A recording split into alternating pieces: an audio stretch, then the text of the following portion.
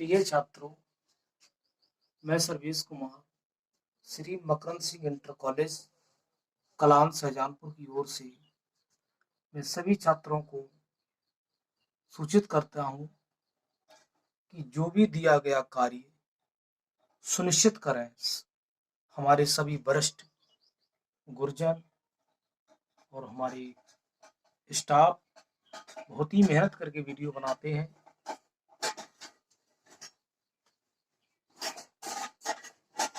और विधिवत तैयारी करें और कॉपी भी बनाएं। तो आज मैंने टॉपिक लिया है बहुपद। बहुपद कहते किसे हैं? बहुपद, इसकी एक विशेषता भी होती है, गुरुजी ने बताई थी। बहुपद, इसमें बहुत से पद। तो इसमें बहुपद की परिभाषा दी है कि ऐसा बीजीय व्यंजक जिनमें चर राशियां केवल ऋणोत्तर पूर्णांक हों, पूर्णांक के घात के रूप में हों। ऐसे बीजीय व्यंजक जिनमें चर राशियां केवल ऋणोत्तर पूर्णांक घात के रूप में हों बहुपद कहलाते हैं। बहुपद कहलाते हैं बहुत से पद। इसे इन्होंने निरूपित किया इसके लिए a0 a1x plus a2x square plus a3x cube plus dot dot dot plus an x power n, जहां a1 a0 a1 a2 dot dot an वास्तविक संख्याएं हैं। और वास्तविक संख्या होंगी किसे कहते हैं? वास्तविक संख्याएं बनती हैं परमेय और अपरमेय संख्याओं से मिलकर बनती हैं, जहां an is not zero. n एक ऋणोत्तर पूर्णांक, ऋणोत्तर पूर्णांक होता है धनात्मक, धनात्मक और शून्य घात होगी इसकी। तो यहाँ पर जैसे हमने कहा है 4x square plus 3x minus 7, ये एक चर में है तो एक घात बहुपद है। 3xyz plus 3xy square z minus के x z minus 200y plus 5।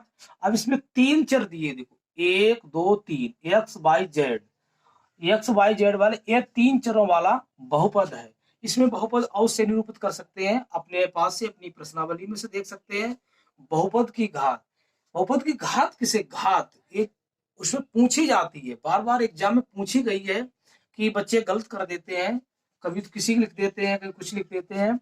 तो बहुपद की घात किसी बहुपद में चर राशि की उच्चतम घात वाले पद के घातांक को उस बहुपद की घात कहते हैं।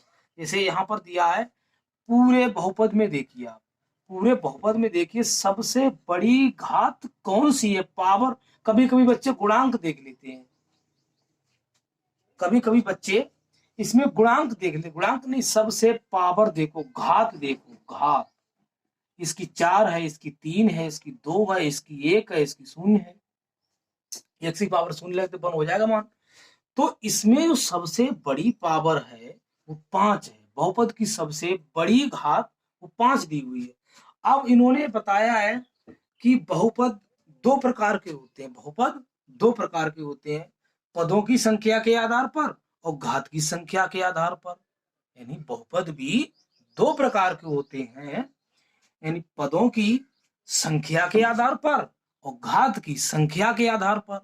तो इन्होंने बताया, यहाँ हमने अलग अलग कर दिया है पदों की संख्या, उदाहरण दे दिया, बहुपद के नाम भी दे दिए।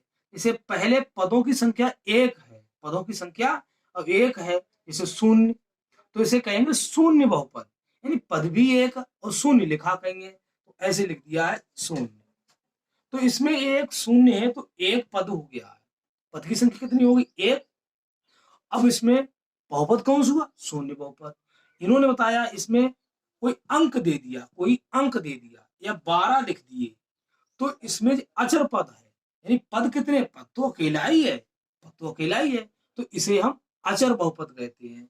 अब एक बात और आ गई, यहां दिया इन्होंने एक्स क्यू, तो एक्स क्यू दिया है, पद तो एक है मगर एक पदी बहुपद है, तो इसको भी एक पदी बहुपद, इसे घातांक रूप नहीं ले जा रहे, घात में नहीं जा रहे बहुपद के।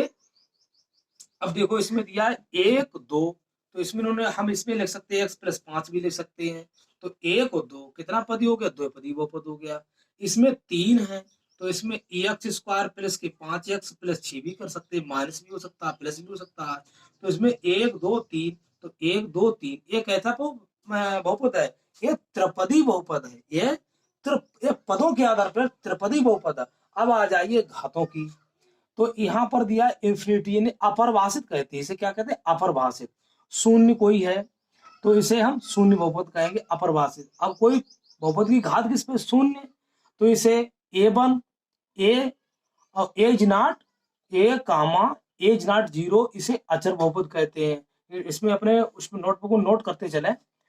अब इसमें बहुपद की घात कहीं एक लिखी है, ऐसे एक्स की पावर 1 लिखी है, तो इसे ए एक्स प्लस बी, तो ए इज नॉट जीरो, इसे कहते हैं रैखिक बहुपद।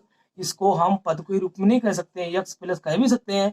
एक्स प्लस 2 है तो ये इधर तो था पदों की संख्या के आधार पर, इधर है घात के आधार पर, तो ये कह इसे कह दे इसे कहेंगे रैखिक बहुपद। इस पे एक घात हो, एक किसी चर की एक घात हो, उसे हम रैखिक बहुपद कहते हैं। इसका व्यापक सूत्र है ए एक्स प्लस बी। अब द्विघाती बहुपद, द्विघाती a x square plus b x plus c, ये व्यापक रूप है इसका, द्विघात बहुपद का व्यापक रूप है, एज नॉट जीरो, इसे द्विघात बहुपद कहेंगे। हम कह सकते हैं इसके लिए यहाँ पर x square plus 4x plus के 5, इसे हम या ऐसे भी कर सकते हैं, कोई भी हो सकता है, 2x स्क्वायर प्लस के 5x प्लस के 2, तो ये सब कैसे हैं, द्विघाती बहुपद है। यहाँ पर आई त्रिघाती बात आई, x cube plus b x square plus c x plus d as not zero, यहाँ पर त्रिघाती की बात आ गई, तो हमें लिख सकते हैं x cube plus 2x square plus के 2x लिखो प्लस 3, या कुछ भी लिख सकते हैं, यानी घात की कितने सबसे घात के आधार पर घात है हमारी आरोही क्रम में है, अवरोही क्रम में घाते हैं सब, तो इसे हम तीन घात पद त्रिघाती बहुपद कहते हैं, त्रिघाती बहुपद इसे हम कहते हैं। बड़े आराम से इसको नोट करें और हम अभी प्रश्नावली को समझाएंगे।